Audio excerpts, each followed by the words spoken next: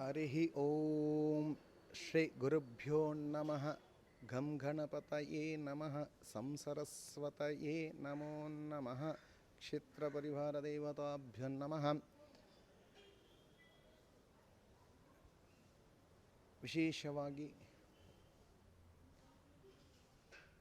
ಹಿಂದೂ ಸನಾತನ ಧರ್ಮ ಶ್ರೇಷ್ಠವಾದಂತಹ ಒಂದು ಶಾಸ್ತ್ರೋಕ್ತವಾದಂತಹ ಒಂದು ವೈದಿಕ ತತ್ವದ ಪ್ರಕಾರವಾಗಿ ಬೇರೆ ಬೇರೆ ರೀತಿಯ ಆರಾಧನಾ ಪದ್ಧತಿಯನ್ನು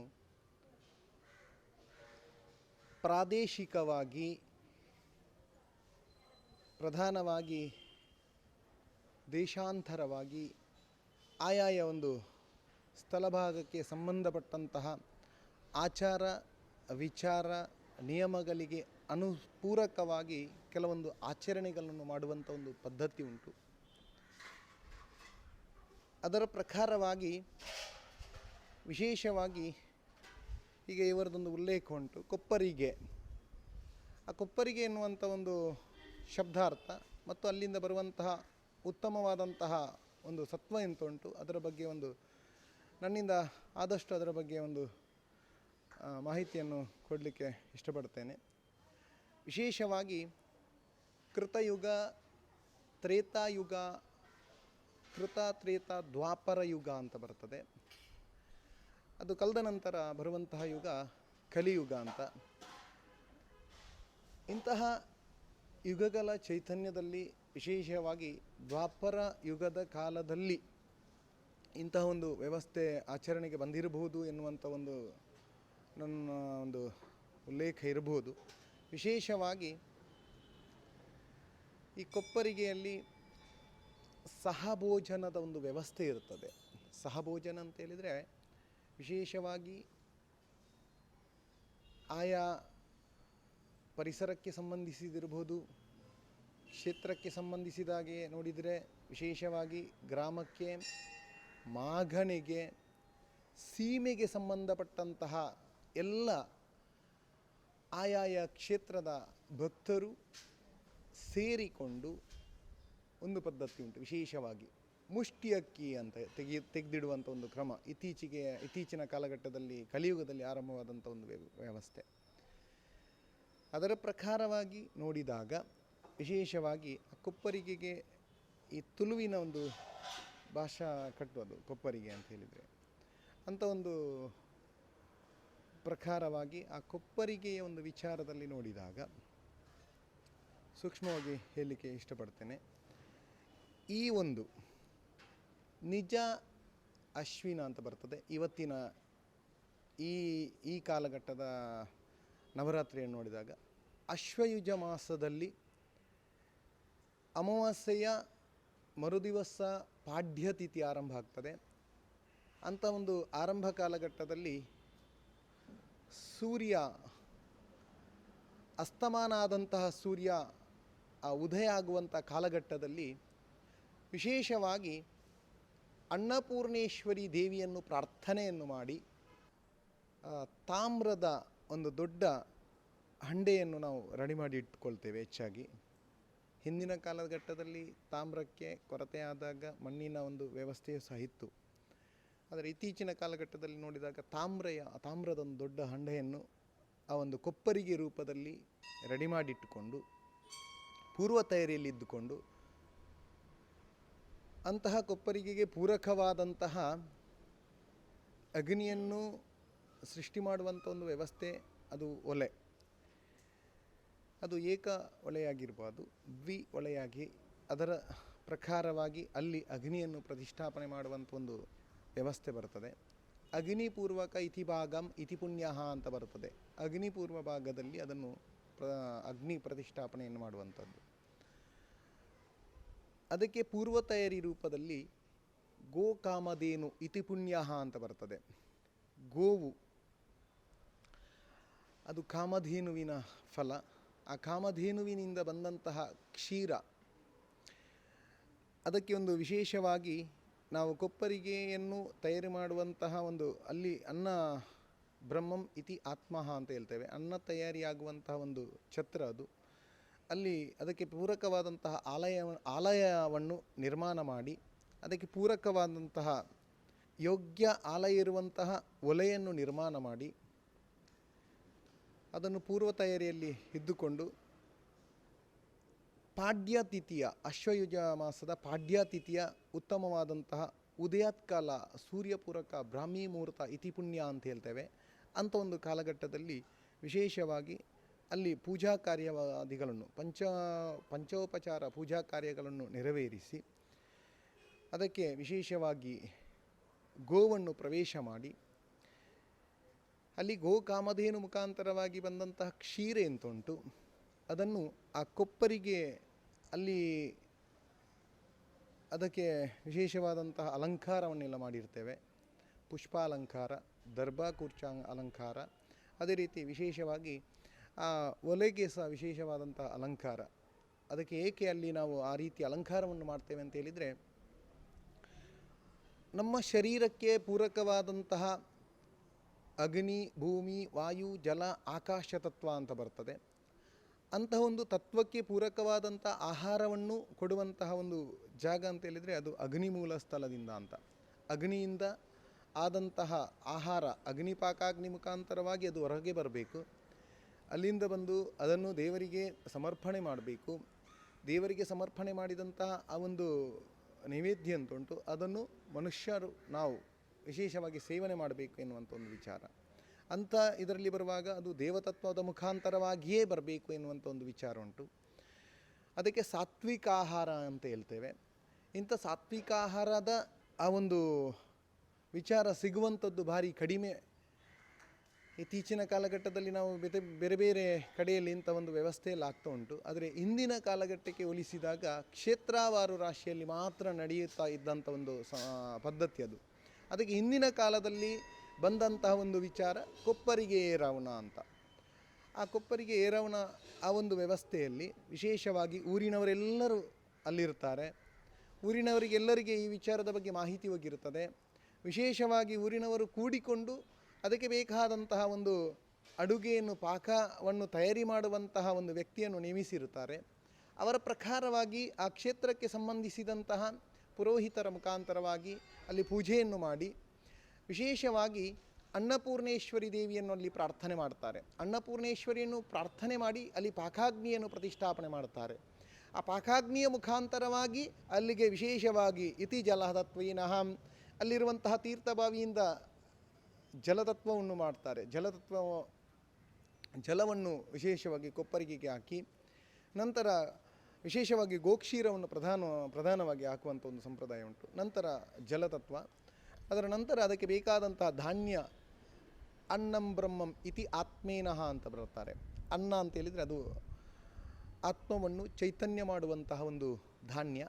ಅಂಥ ಒಂದು ಧಾನ್ಯವನ್ನು ನಾವು ಸೇವನೆ ಮಾಡಿದಾಗ ಅದು ಸಹ ವಿಶೇಷವಾಗಿ ಪಾಕಾಗ್ನಿಯ ಮುಖಾಂತರವಾಗಿ ತಯಾರಿ ಮಾಡಿ ಅದನ್ನು ನಾವು ಸೇವನೆ ಮಾಡಿದಾಗ ನಮ್ಮಲ್ಲಿರುವಂತಹ ಪಂಚಭೂತ ತತ್ವ ಎಂತುಂಟು, ಆ ಪಂಚಭೂತ ತತ್ವಗಳು ಚೈತನ್ಯವನ್ನು ಪಡೆಯುತ್ತದೆ ಅಂತ.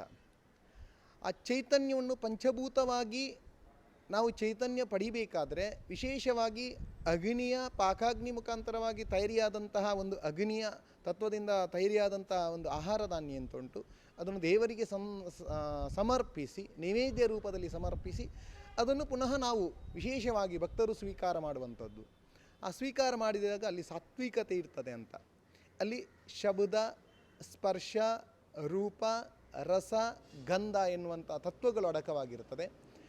ಅಂಥ ತತ್ವದ ಪ್ರಕಾರವಾಗಿ ಅದನ್ನು ನಾವು ಸೇವನೆ ಮಾಡಿದಾಗ ವಿಶೇಷವಾಗಿ ಇಲ್ಲಿರುವಂಥ ಒಂದು ವಿಚಾರ, ಅದನ್ನು ಯಾವ ರೂಪದಲ್ಲಿ ಸೇವನೆ ಅಂತ ಹೇಳಿದರೆ ಸಹಭೋಜನ ರೂಪದಲ್ಲಿ ಸೇವನೆ ಮಾಡುವಂಥದ್ದು.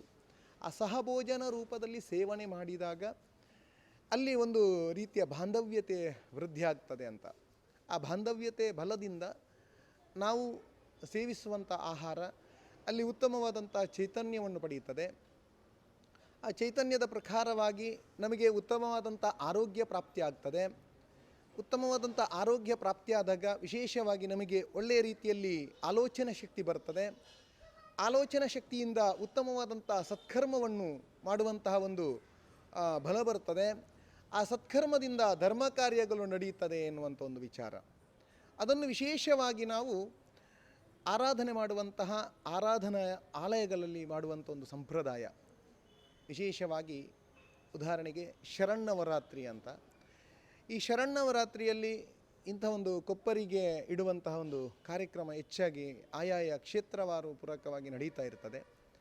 ಅಂಥ ಒಂದು ಕೊಪ್ಪರಿಗೆಯಲ್ಲಿ ವಿಶೇಷವಾಗಿ ಆಶ್ವಯುಜ ಮಾಸದಲ್ಲಿ ಬರುವಂತಹ ಆ ಶರನ್ನವರಾತ್ರಿಯ ಪ್ರಥಮ ಕಾಲಘಟ್ಟ ಪಾಡ್ಯ ಅಂತ ಬರ್ತದೆ. ಆ ಪಾಡ್ಯ ತಿಥಿಯಲ್ಲಿ ಈ ಮೂಲಕವಾಗಿ ಆಗುವಂತಹ ಎಲ್ಲ ವಿಧಿವಿಧಾನಗಳು, ನವರಾತ್ರಿಗೆ 9 ದಿನದ ಸೇವೆಗಳಾಗ್ತದೆ. ಆ 9 ದಿನದಲ್ಲಿಯೂ ಅಲ್ಲಿ ಅನ್ನ ಬೇಯುತ್ತಾ ಇರಬೇಕು ಅಂತ. ಅಲ್ಲಿ ಅಗ್ನಿಯ ಆ ತತ್ವ ಎಂತುಂಟು, ಅದು ಆರದಿರಬಾರದು ಅಂತ. ಅಗ್ನಿಯ ಮೂಲಕವಾಗಿರುವಂತಹ ಪಾಕಕ್ಕೆ ತಯಾರಿಯಾದಂತಹ ಒಂದು ಆ ವ್ಯಕ್ತಿ ಎಂತುಂಟು, ಅದು ಅವನು ಅಷ್ಟು ಶುಚಿರ್ಭೂತವಾಗಿದ್ದುಕೊಂಡು ಅದನ್ನು ಪಾಕಾಗ್ನಿಯ ಮುಖಾಂತರವಾಗಿ ಅಗ್ನಿಯನ್ನು ತಯಾರಿ ಮಾಡಬೇಕು ಅಂತ. ಅದಕ್ಕೆ ಆ ಕೊಪ್ಪರಿಗೆ ಇಡುವಂಥ ಸಮಯದಲ್ಲಿಯೂ ಸಹ ನೈಮಿತ್ತಿಕವಾದಂತಹ ಪೂಜಾ ಕಾರ್ಯಗಳಾಗ್ತದೆ. ಆ ಕೊಪ್ಪರಿಗೆಯನ್ನು ತೆಗೆಯುವಂಥ ಸಮಯದಲ್ಲಿ ಸಹ ನೈಮಿತ್ತಿಕವಾದಂಥ ಪೂಜಾ ಕಾರ್ಯಗಳಾಗುವಂಥ ಒಂದು ವ್ಯವಸ್ಥೆ ಉಂಟು. ವಿಶೇಷವಾಗಿ ಆ 9 ದಿವಸದಲ್ಲಿ ಎಷ್ಟೋ ಸಾವಿರ, ಎಷ್ಟೋ ಲಕ್ಷಾಂತರ ಜನ ಭಕ್ತರು ಬಂದದನ್ನು ಅಲ್ಲಿ ತಯಾರಿ ಮಾಡಿದಂಥ ಅನ್ನ ಆಹಾರ ಅದನ್ನು ಪ್ರಾಶನ ಮಾಡಿಕೊಳ್ಳುತ್ತಾರೆ, ಅದನ್ನು ಸೇವಿಸ್ತಾರೆ. ಆ ಸೇವಿಸುವಂಥ ಕಾಲಘಟ್ಟದಲ್ಲಿ ಅನ್ನಂ ಆತ್ಮಂ ಅಂತ ಹೇಳ್ತಾರೆ, ಅನ್ನ ಬ್ರಹ್ಮಂ ಆತ್ಮ ಬ್ರಹ್ಮಂ ಅಂತ ಹೇಳ್ತಾರೆ. ಅಂತ ಹೇಳಿದರೆ ವಿಶೇಷವಾಗಿ ಅನ್ನವು ನಮ್ಮ ಆತ್ಮದ ಚೈತನ್ಯತೆಗೆ, ಆ ಚೈತನ್ಯತೆಯಲ್ಲಿರುವಂಥ ಅನ್ನ ಎಂತುಂಟು ಅದು ಬ್ರಹ್ಮನಿಗೆ ಸಮಾನವಾದಂಥ ವಸ್ತು ನಾವು ಸೇವಿಸುವಂಥದ್ದು ಅಂತ.